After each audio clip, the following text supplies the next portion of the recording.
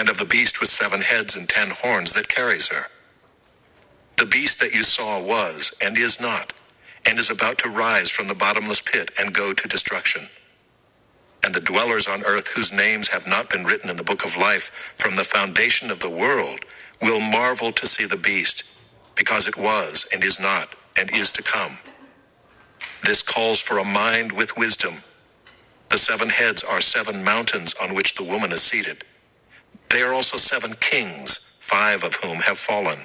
One is, the other has not yet come, and when he does come, he must remain only a little while.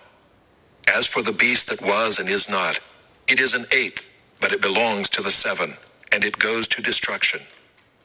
And the 10 horns that you saw are 10 kings who have not yet received royal power, but they are to receive authority as kings for 1 hour together with the beast. These are of one mind, and they hand over their power and authority to the beast.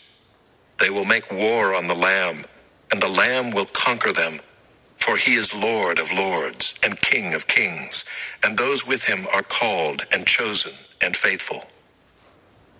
And the angel said to me, the waters that you saw, where the prostitute is seated, are peoples and multitudes and nations and languages.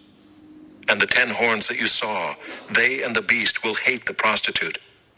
They will make her desolate and naked, and devour her flesh, and burn her up with fire. For God has put it into their hearts to carry out his purpose, by being of one mind, and handing over their royal power to the beast, until the words of God are fulfilled. And the woman that you saw is the great city that has dominion over the kings of the earth.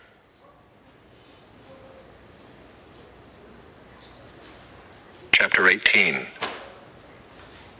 After this I saw another angel coming down from heaven, having great authority, and the earth was made bright with his glory. And he called out with a mighty voice, Fallen, fallen is Babylon the Great. She has become a dwelling place for demons, a haunt for every unclean spirit, a haunt for every unclean bird, a haunt for every unclean and detestable beast.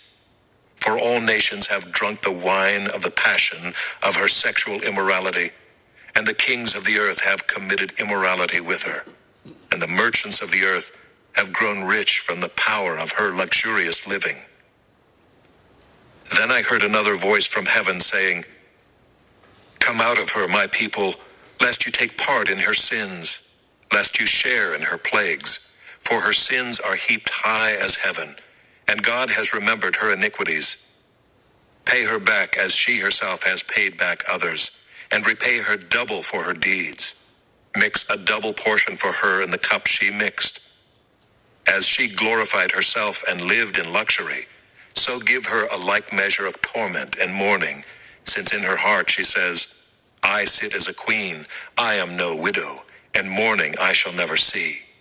For this reason her plagues will come in a single day, death and mourning and famine, and she will be burned up with fire. For mighty is the Lord God who has judged her. And the kings of the earth, who committed sexual immorality and lived in luxury with her, will weep and wail over her when they see the smoke of her burning. They will stand far off in fear of her torment and say, Alas, alas, you great city, you mighty city Babylon, for in a single hour your judgment has come. And the merchants of the earth weep and mourn for her, since no one buys their cargo anymore. Cargo of gold, silver, jewels, pearls, fine linen, purple cloth, silk, scarlet cloth, all kinds of scented wood, all kinds of articles of ivory, all kinds of articles of costly wood, bronze, iron and marble, cinnamon, spice, incense, myrrh, frankincense, wine, oil, fine flour, wheat, cattle and sheep, horses and chariots, and slaves, that is, human souls.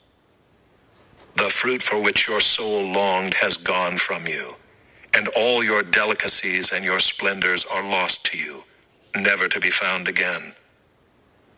The merchants of these wares, who gained wealth from her, will stand far off in fear of her torment, weeping and mourning aloud.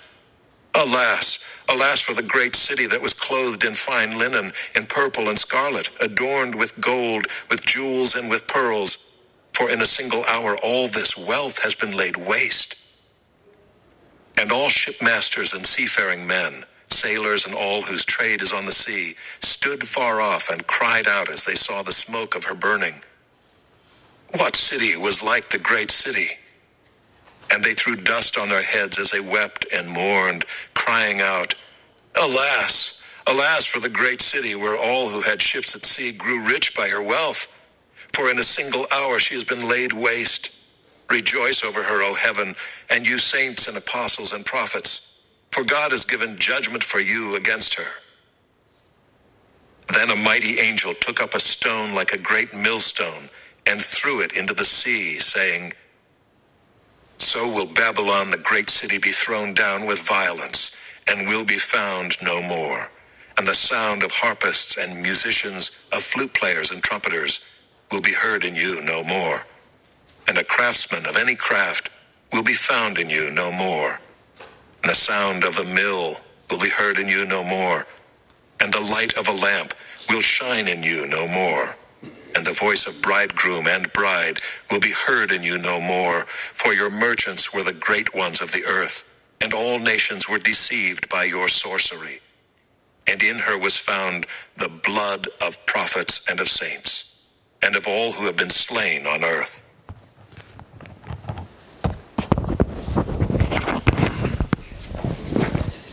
All right.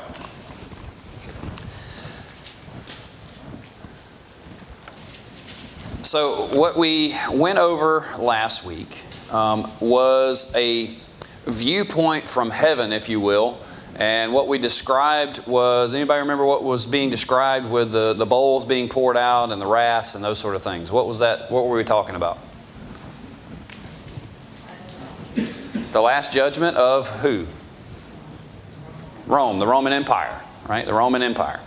And sometimes we get confused with the difference between Rome, the city of Rome, versus the Roman Empire as a whole. Okay, so and it's important in this setting now that we're going to go over, because we're going to differentiate between the Roman Empire and the hub or the city of Rome. It kind of makes a difference. But what we saw last week in the previous chapters leading up to this was a different viewpoint.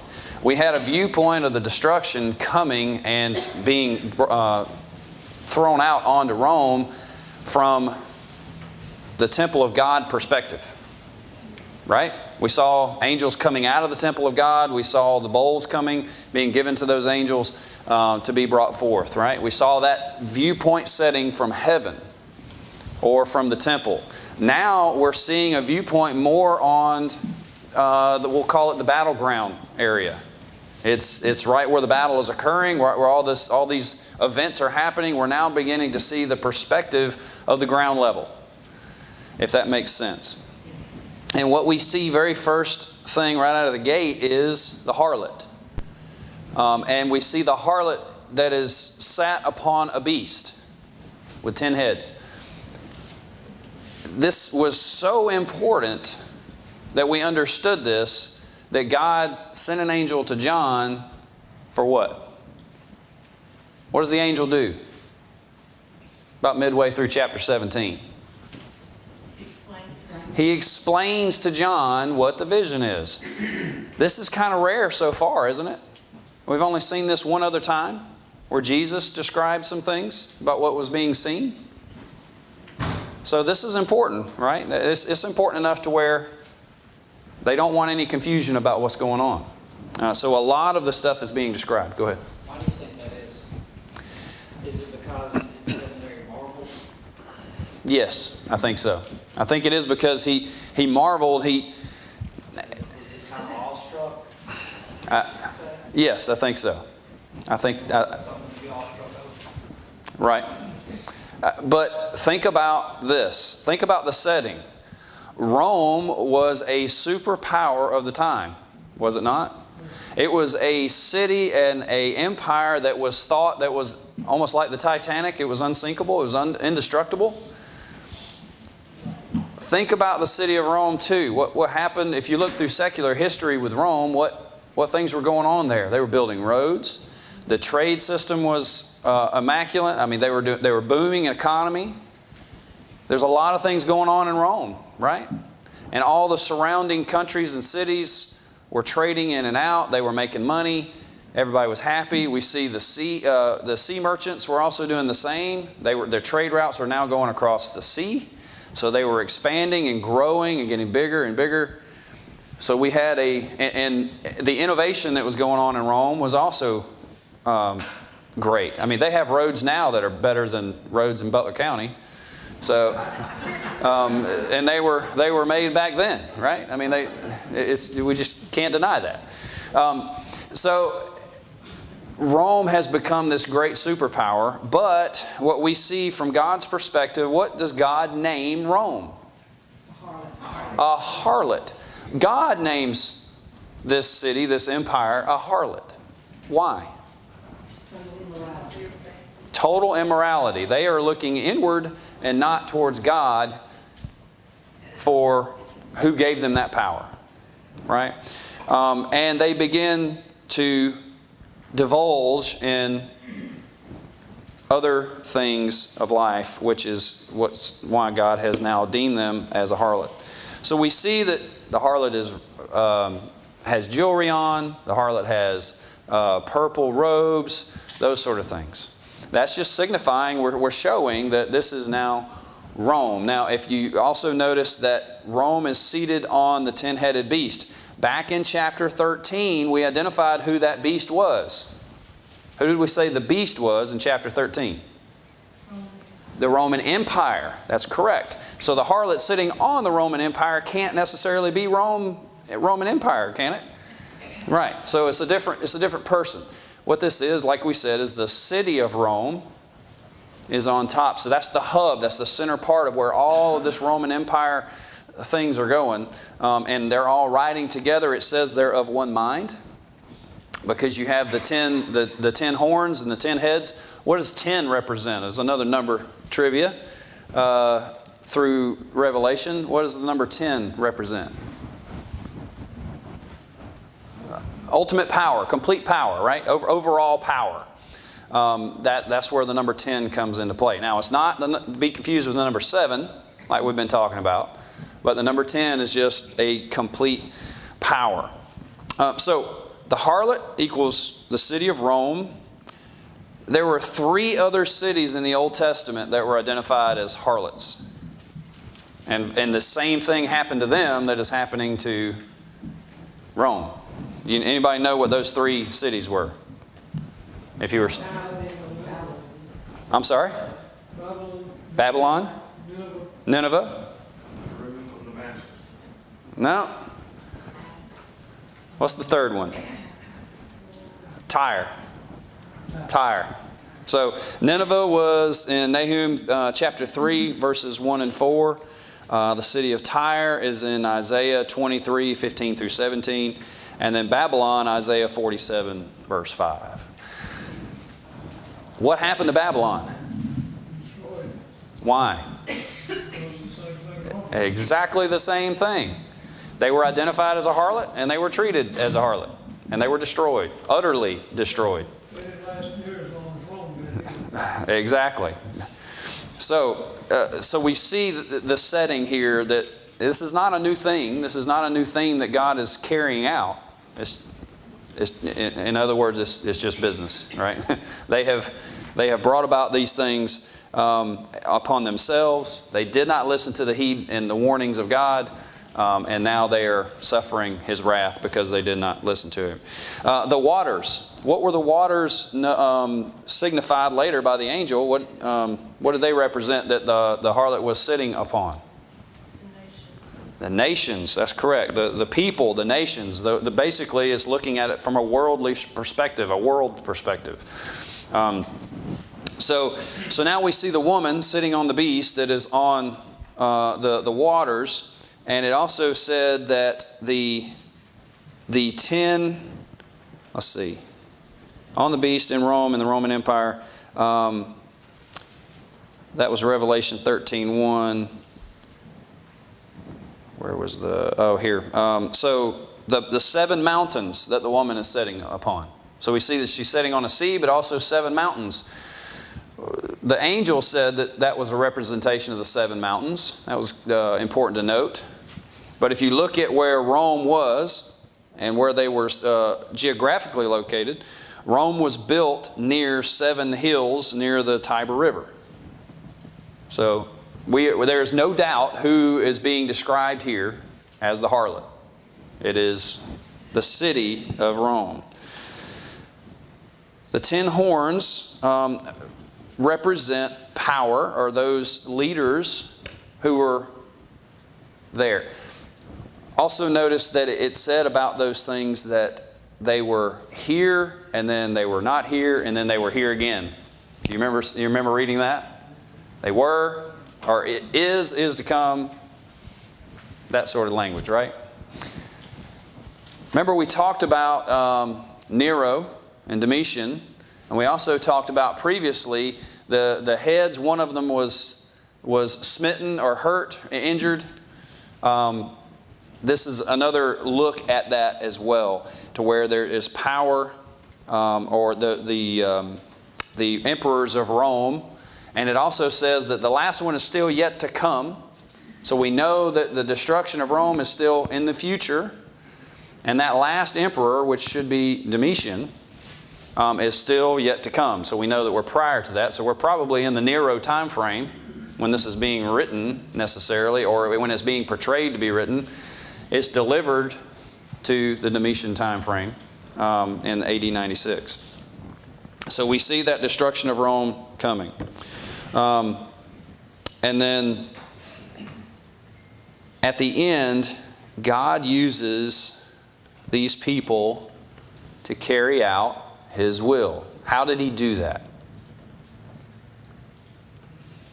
And who is He talking about? What kind of setting does God have here? At the very end of the chapter, in chapter 17, since we're talking about that, God has, what does it say that He did to the people? And what do the people end up doing to Rome?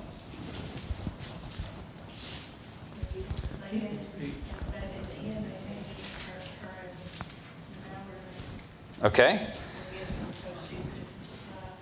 That's correct, right? So all these nations and things around Rome had been completely reliant now on this infrastructure that they had built, the trade, the selling, the business.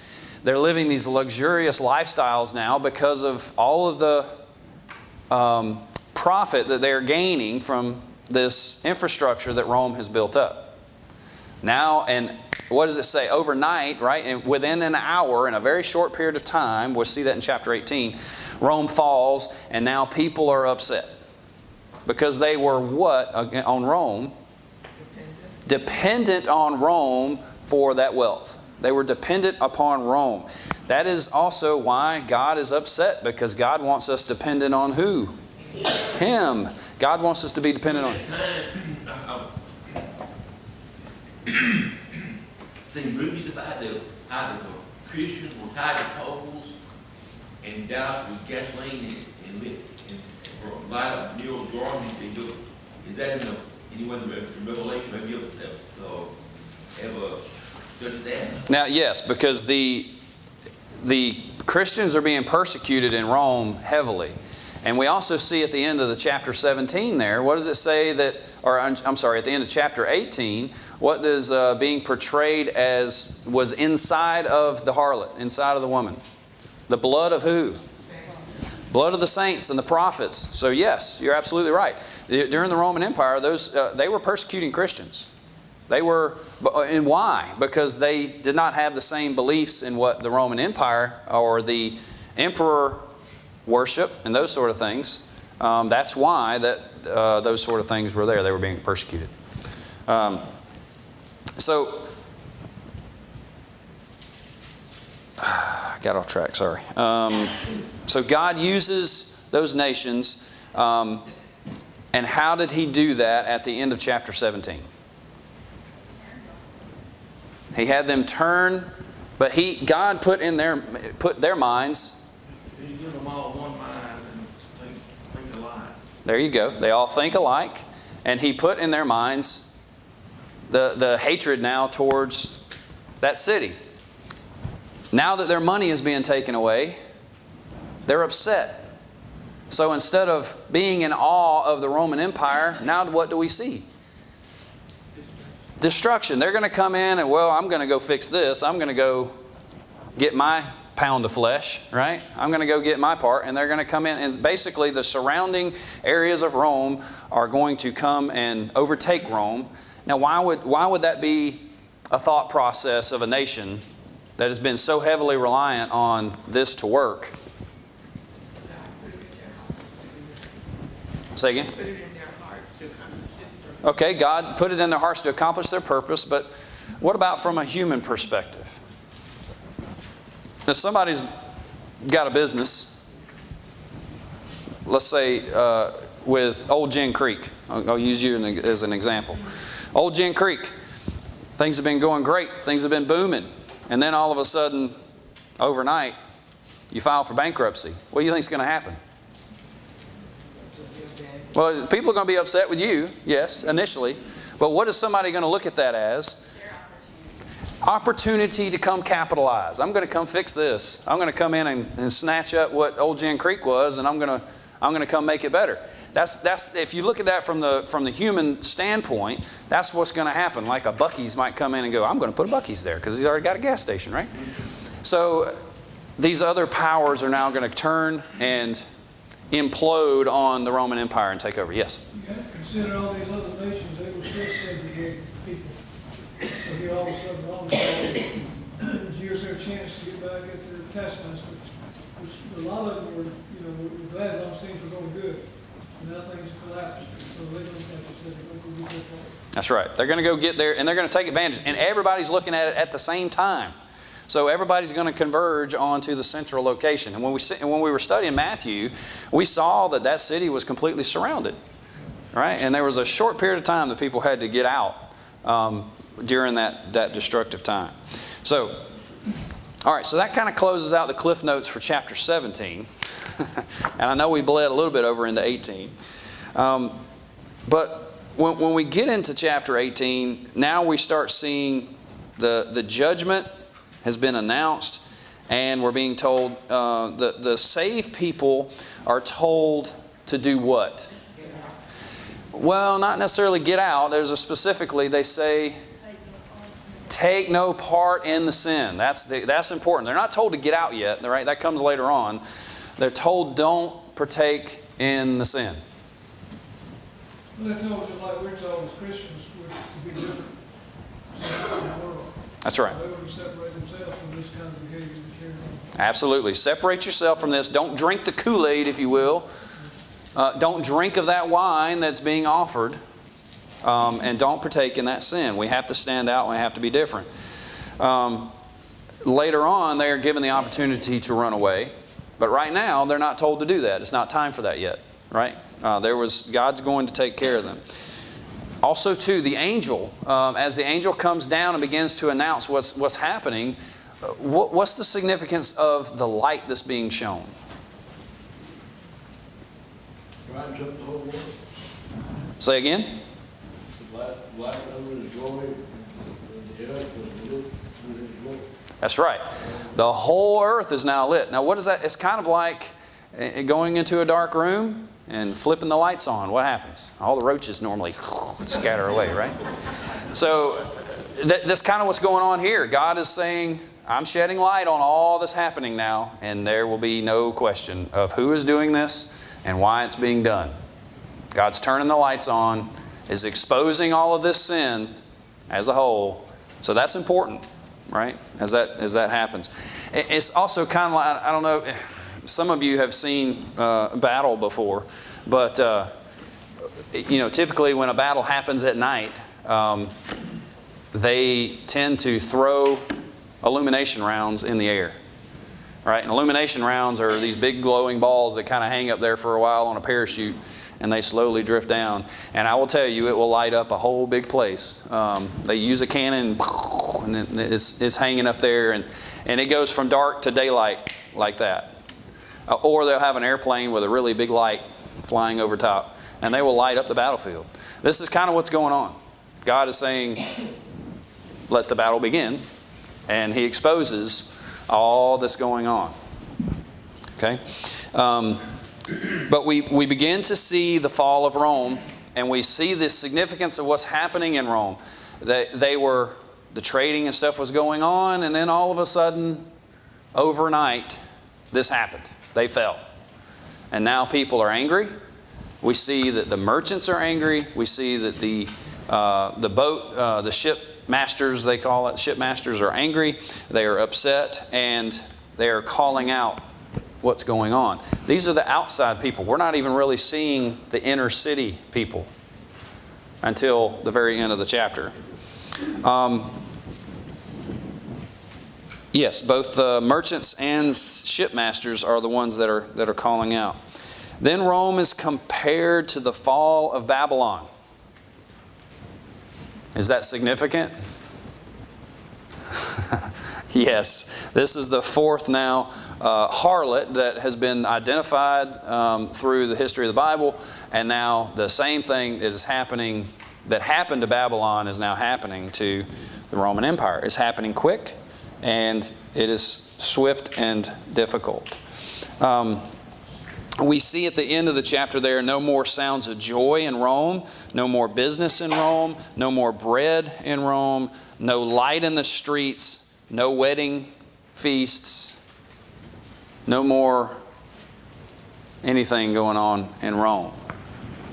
That shows that Rome has fallen, and it will. And what does it say at the end there?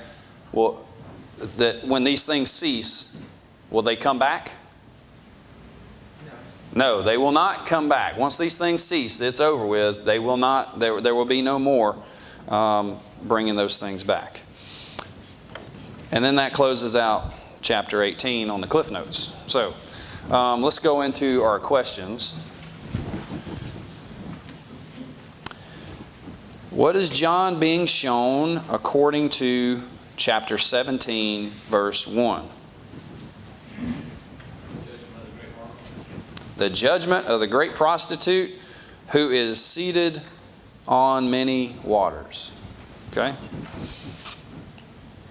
And what are the many waters upon which the harlot sits? People, nations, the civilization. So we're looking at the world as a whole, if you will, of that setting. Now, in the Bible, every time that they talk about the world, does that mean the world as a whole? The whole round earth, the whole world? No, right? Sometimes that means just that world or that city, that area, that location, right? So that's kind of what's being said here is talking about Rome and those surrounding cities and that setting place. However, it is a message to the whole world, right? To everybody, past, present, and future, is kind of what's being implied there. With what is the harlot drunk? Blood of saints or the wine of her fornication? Why is it that... What's the significance of being drunk to the harlot in this vision? Can they see clearly? Can you see clearly? Can't think clearly. There we go. Can't see or think clearly because of what they're partaking of. Right? And God's simply saying, stop this. And They're basically man with power. And now it's consuming. right? And they can't see or think straight or... What was in the harlot's hand? A golden cup full of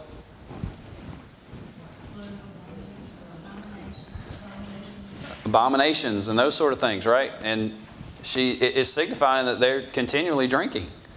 And that is driving and fueling the harlotry. Okay, the mystery of the woman and the beast. Number 13 there on the second page, the last page. The beast ascended from where and was going to where? From the bottomless pit? Going to destruction. Okay, is this talking about end of days? Okay, well, yep, okay, good. We're keeping that focus. I'm glad we're keeping that focus. This beast comes out of the bottomless pit and was going to destruction. Who was the beast? The Roman Empire, right? Not Rome, the Roman Empire.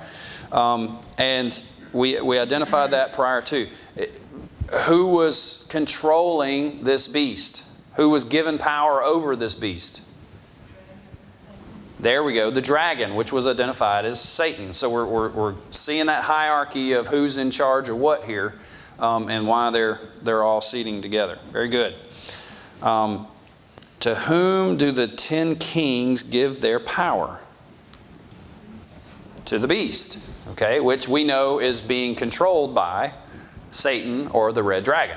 Okay, very good. And then with whom will these kings make war? With the Lamb, okay, and that's obviously signifying who? Jesus, the church, right, and his people. So we saw previously that this battleground that we saw, what was the name of the battleground area? The Armageddon, right? Okay. So good. So now this is what we're seeing, a war in the location of Armageddon. Where is the physical location of where all this is occurring? In Rome, right? It's going to happen in the city of Rome. Armageddon is not a physical place. It is a spiritual, if you will, location. Okay? Good. We understand that. What will the kings eventually do to the harlot? A little more detail. I agree with destroy, but it says, there we go. Make her desolate, naked, and devour her flesh, and burn her up with fire. That, when you really look at what we described was going to happen, what those people are doing, and how that's going to bring this about, what is actually causing the destruction in Rome? It is all those nations coming to get their pound of flesh, if you will, because the infrastructure has now failed. And now what does desolate, naked mean for the city of Rome? What does that signify? Making her desolate and naked. Right? They're going to beat it down, and then they're going to expose everything. Had they been doing good business? No. There we go. I was looking for the one. Apparently not, right? There's been some shady stuff going on in Rome, business-wise, that eventually is going to fall. It's kind of like the stock market, right? If just think of it that way. You know how we had the big fall of the stock market, or we had the housing market fail. Why? Because back in 2008 time frame, why did the housing market fail? Anybody know? Anybody done any kind of studies on that?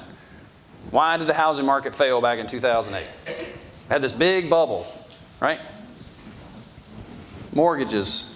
There we go. People were handing out mortgages left and right of people that could not afford, you watch these HGTV crazy thing where people are buying these houses and renovating these houses, right? And they flip them. And you got the people that say, well, I'm a school bus driver and a janitor, and I'm going to go buy a $500,000 house. Beyond me, I have no idea. They got some kind of life savings somewhere. But They redo it in 30 minutes. yeah, they do. They redo it in 30 minutes and they sell it and make this profit, right? Or they decide to live in it, one or the other. There's no way as a janitor you can afford a $500,000 house. But that's kind of what's going. That's what happened to the housing market, right? They had the government was supporting this. They were putting all this stuff out, and it grew and grew and grew, and then the bubble popped, and it fell apart almost overnight, right? Remember that housing crash, stock market crash, same thing. People were pumping all this money into the stock market. It grew and grew and grew to a point that it could not self-sustain anymore, and it overnight fell apart. This is what's happening in Rome. They're doing some shady stuff. And they're trading and merchants and stuff, and it's growing, growing, growing. They have become this great superpower. Everybody's looking at it. Then, overnight, it fails. Okay? Exactly what's happening here. let's see. How is the harlot described in chapter 17, verse 18? And to what do you think this refers? It's called a great city. A great city. It's described as a great city. Okay? What do you think that refers to? That's right. There's no doubt. God has put this in the Scriptures, so there is absolutely no doubt whatsoever what He is referring to. I don't understand how people can try to confuse this. I really don't. If you study it and you look at it, is there any way, is there any other solution to what's being said here? Can anybody else come up with some other idea other than the Rome and the Roman Empire and the destruction of the Roman Empire? Can we make anything else fit? It's right to talk about the false doctrines. It all doesn't fit, right? There's always something left out. There is no doubt we are talking about a city in that time frame with these with the facts that we've shown. This is the storyline of Revelation. It is nothing more than the bringing about of the New Testament, persecution of Christians, an empire that has turned to emperor worship. God has marked that empire, marked the people, separated them, segregated them as saved or not saved, and He brings about the destruction of this empire. And He tells us how He is triumphant, and then He also takes care of His people. Does that mean that some of them did not suffer and or die during this time frame? No. There were people that suffered, Christians, that were marked by God, that suffered and died during this timeline. We need to understand that. There are some that will. God took care of them one way or the other. He either brought them home or He brought them through it. And when He brings them home, I'm kind of jealous. I don't know about you. I'm jealous, right? Okay. Now to chapter 18. And we really don't spend a lot of time on 18. But nonetheless, we've talked about it. Now, what are God's people warned to do? Separate themselves. Separation. Come out of her, my people. He told the Israelites, don't mingle with the Canaanites. Because don't mingle with them. They did, that became a big mess. 2 Corinthians 6:17 does the same thing. Come out from among them. Right. Right. So we need to be dead as people of the world. Right. So God's telling us to concentrate on us. I just want you to be my people and how I've taught you how to live. Right?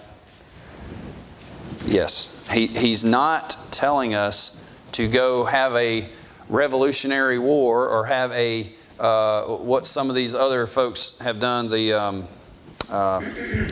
what's the term I'm looking for? What was the big battle, the war that people hid behind on religious matters back in history? Crusades. The Crusades. God is not asking us to go out and set out on a crusade and fighting people and killing people when they're not Christians. Right? Yes? A lot of times, remember, I had heard that Christians are fighting somebody. And we're not in a physical battle, we're in a spiritual. There we go. The battle is very spiritual. And here's the great thing to understand is the battle has already been won. We have no dog in the fight, if you will. Yes. No, but don't go AWOL. That's right. There you go. Don't go AWOL. Don't go off doing your own thing, because God's going to let you go off and do your own thing. Why were kings and merchants so distraught over Babylon's fall?